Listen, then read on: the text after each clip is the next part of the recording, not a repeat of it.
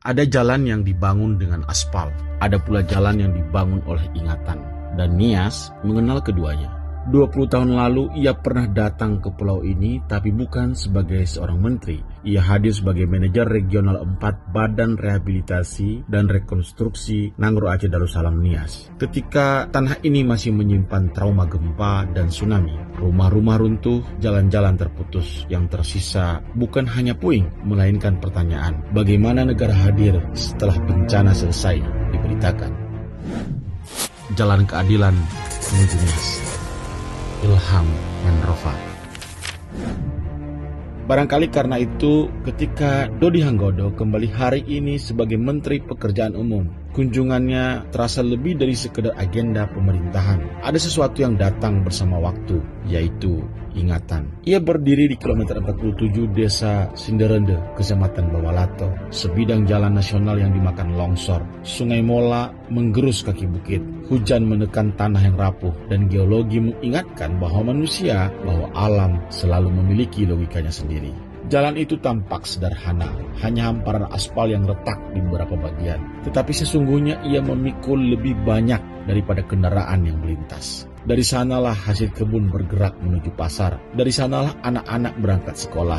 Dan dari sanalah orang sakit berharap tiba di rumah sakit sebelum terlambat. Kita sering menyebutnya infrastruktur, kata yang terdengar teknokratis. Padahal di balik setiap ruas jalan ada kehidupan yang sedang menunggu untuk terus berjalan.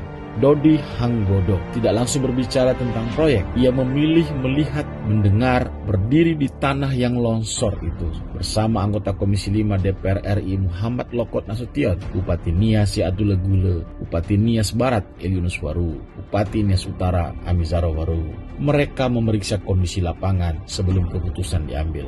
Mungkin memang begitulah semestinya sebuah kebijakan lahir, sebab peta hanya mengenal garis, tetapi tanah mengenal kenyataan. Dari lapangan itulah muncul keputusan, kajian geoteknik, penguatan drainase, pengendalian aliran sungai, pembangunan tanggul, hingga rancangan konstruksi yang lebih sesuai dengan karakter alam Nias. Perbaikan jalan dipastikan masuk dalam program tahun berjalan, sebuah kepastian yang bagi masyarakat Nias yang setiap hari melintasi ruas itu jauh lebih berarti daripada sekedar angka dalam dokumen anggaran. Perjalanan kemudian berlanjut ke Gunung Sitoli. Persoalannya berubah, bukan hanya longsor, melainkan genangan air.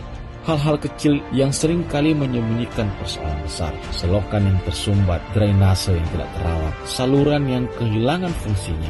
Bukankah kota-kota di Indonesia sering gagal?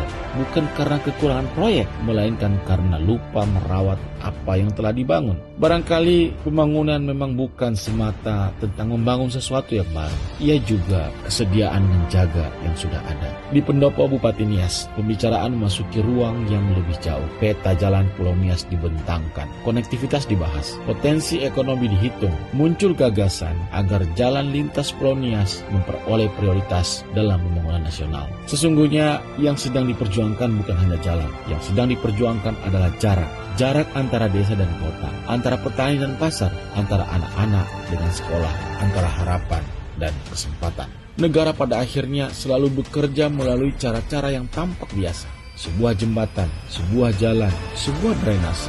Sesuatu yang sering kita lewati tanpa berpikir panjang. Padahal di sanalah keadilan sering menemukan bentuknya yang paling konkret. Barangkali itulah pelajaran yang dibawa Dodi Hanggodo, Menteri Pekerjaan Umum, dari 20 tahun lalu, bahwa rekonstruksi tidak pernah benar-benar selesai, sebab setiap generasi memiliki kerusakannya sendiri. Ada yang disebabkan oleh gempa, ada yang disebabkan oleh banjir, ada pula yang lahir dari kelambanan melihat persoalan. Karena itu, seorang menteri yang kembali ke tempat yang pernah dikenalnya bukan sedang mengulang masa lalu. Ia sedang menguji apakah negara masih mampu mengingat. Dan mungkin pada akhirnya keadilan memang selalu dimulai dari jalan. Bukan karena jalan adalah tujuan, melainkan karena tanpa jalan terlalu banyak orang yang tak pernah benar-benar sampai. Salam.